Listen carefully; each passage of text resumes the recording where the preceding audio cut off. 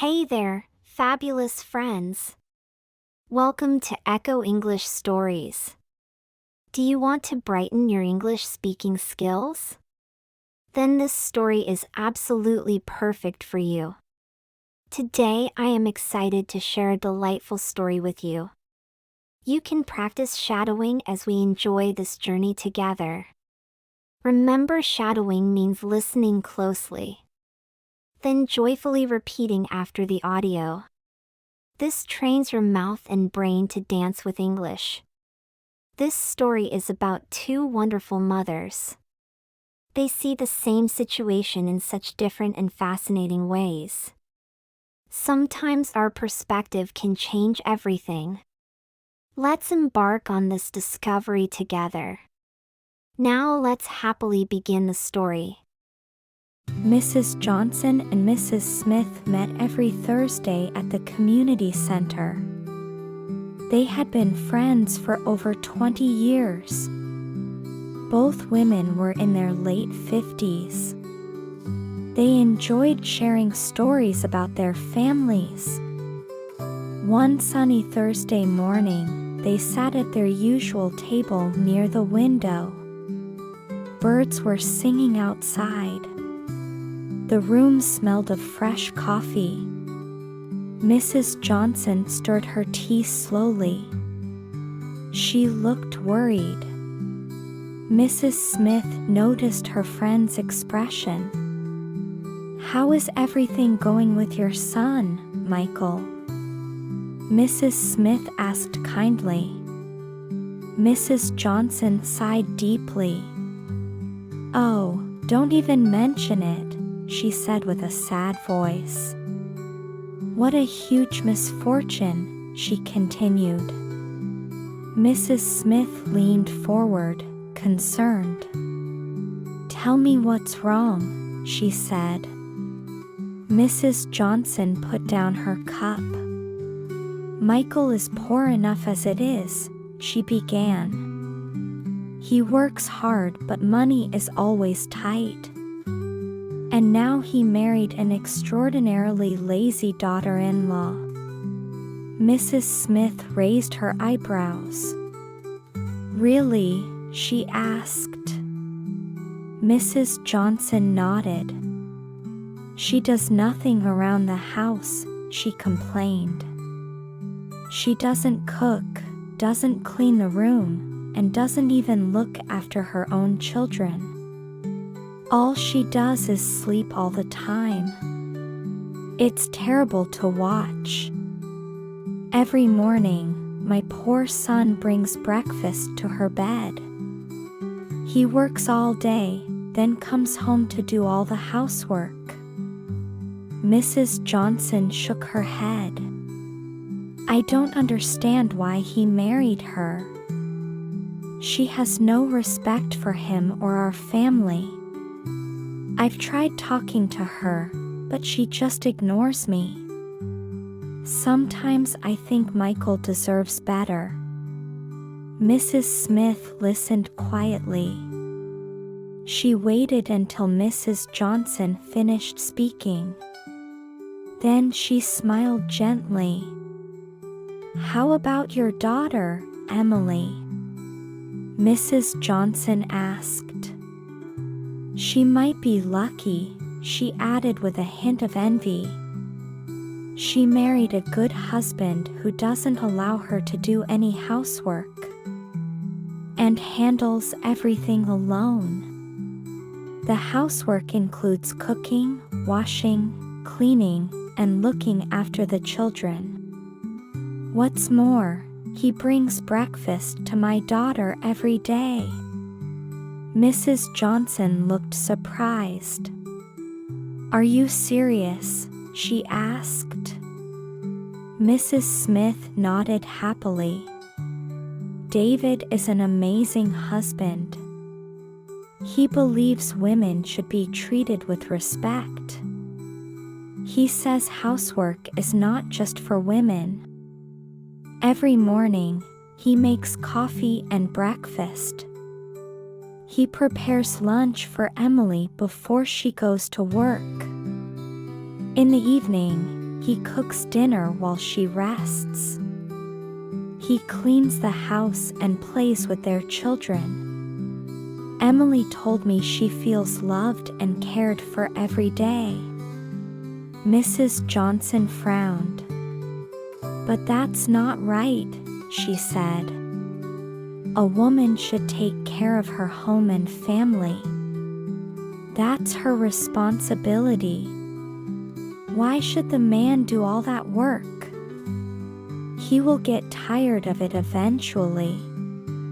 Then what will happen to your daughter? Mrs. Smith chuckled softly. You see things differently than I do, she said.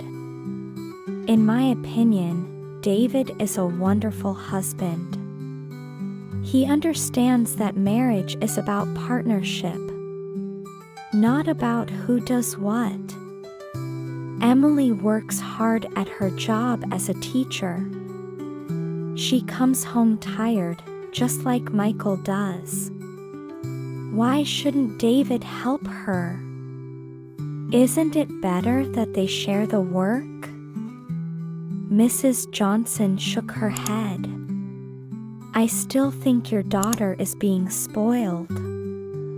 In my house, my husband never helped with housework. It was my job as a wife. Your daughter doesn't know how to be a proper wife.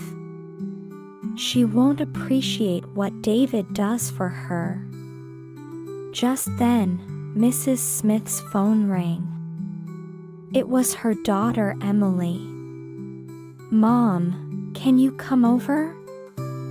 Emily asked.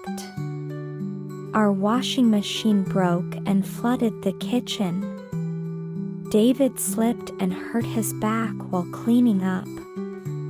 Can you help us with the children tonight? Mrs. Smith agreed to come right away. She turned to Mrs. Johnson.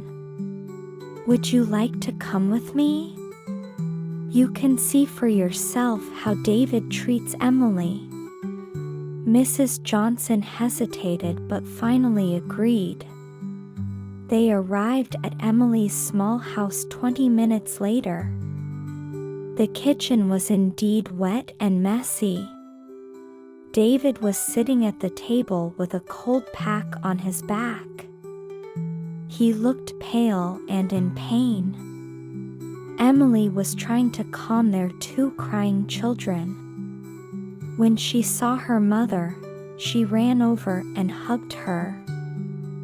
Thank you for coming, Mom, she said. David has been amazing. Even with his hurt back, he tried to fix everything. I told him to rest, but he wouldn't listen. Mrs. Johnson looked around the house. She saw photos of David and Emily on the wall. In every picture, they were smiling together. There was a note on the refrigerator from David to Emily.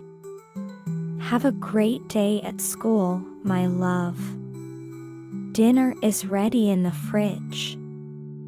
Another note said, I'll pick up the kids today. Rest well. Mrs. Johnson watched as David tried to stand up.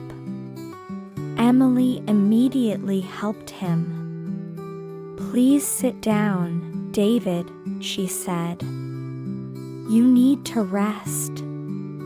But I want to help, David insisted. You've done enough, Emily replied. Let me take care of you for once. Mrs. Johnson felt something strange in her heart. This wasn't what she expected. She thought Emily would be lazy and ungrateful. But instead, Emily cared deeply for David. She wanted to help him, not avoid work. Later that evening, after the children were asleep, Emily sat with her mother. Mom, I know what you think about my marriage, she began. But David and I have a special understanding. We both work hard in our own ways. He supports me so I can be a good teacher. I support him so he can be a good father. We share everything because we love each other. Emily took her mother's hand.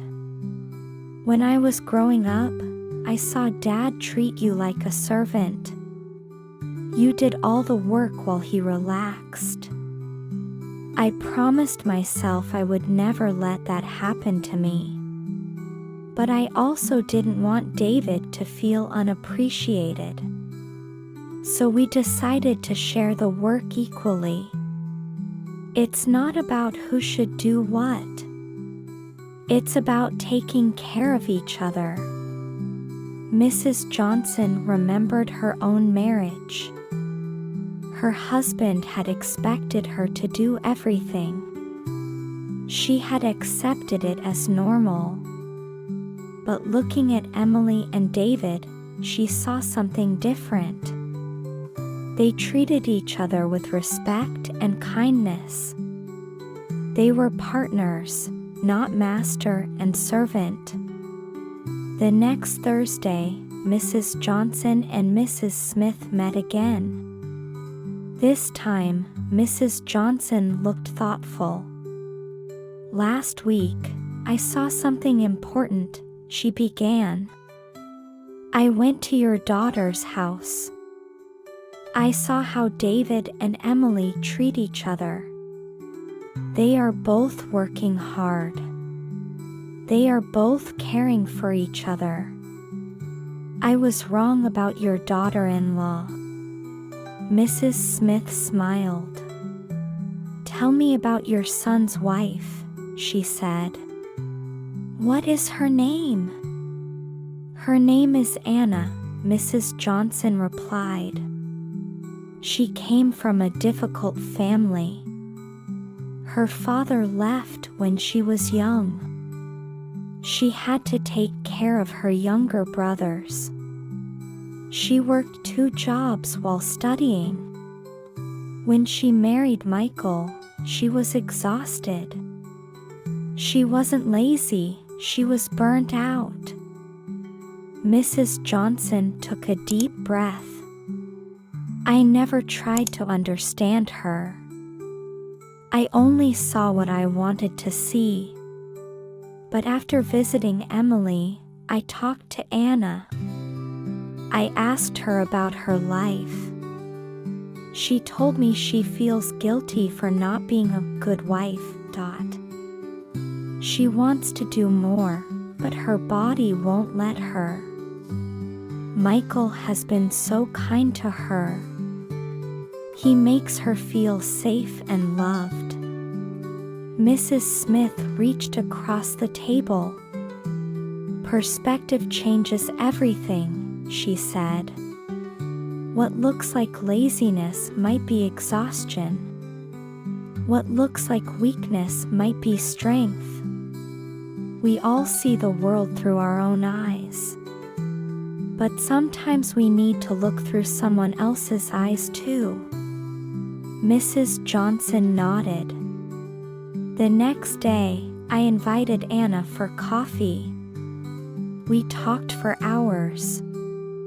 I learned about her dreams and fears. She wants to open a small art studio. Michael supports her completely. He believes in her talent. I was so focused on what she wasn't doing. I didn't see what she was trying to do. Mrs. Johnson smiled for the first time that morning. Yesterday, I helped Anna paint a room for the children. Michael brought us lunch. We laughed and shared stories. I realized something important. Anna isn't lazy. She's healing. And Michael isn't foolish for helping her. He's showing real love. Mrs. Smith squeezed her friend's hand. "Sometimes we judge too quickly," she said. "We see only part of the story. But when we take time to understand, everything changes. Your son and Anna are building something beautiful. Just like David and Emily." Mrs. Johnson wiped a tear from her eye. "Thank you for showing me a different perspective. I was so wrong about Anna. Now I have a wonderful daughter-in-law. And Michael is happier than I've ever seen him." The two women sat in comfortable silence. They watched children playing in the park outside. The sun shone brightly through the window. Both women felt grateful for this moment of understanding. This story teaches us an important lesson. Facing the same situation, when we look from our own viewpoint, we draw our personal conclusion.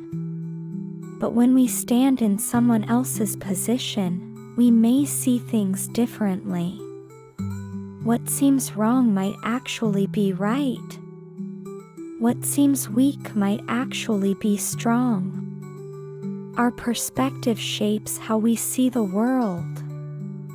But sometimes, we need to change our perspective to see the truth. I have learned this lesson in my own life. When my friend seems angry, I try to understand why. When my coworker makes a mistake, I consider what they might be going through. When my child acts out, I look for the reason behind it. Changing my perspective has made me a better friend, worker, and parent. Next time you feel upset about someone's actions, try this. Ask yourself, what don't I know about their situation? Is there another way to see this? You might be surprised by what you discover. This is why perspective matters. It can turn anger into understanding. It can turn judgment into compassion. It can turn conflict into connection. We all have our own stories. Sometimes we need to hear someone else's story to understand them. This story started with misunderstanding. It ended with a deeper friendship. It shows that changing how we see things can change our lives. Now I hope you will remember this story when you face difficult situations. Try to see things from another perspective. You might find that what seemed wrong was actually right all along. Thank you for watching this English learning story. If you enjoyed practicing your listening and speaking skills with us, please subscribe to our channel for more inspiring stories. Remember, every new word you learn opens a door to a wider world. We'll see you in the next story.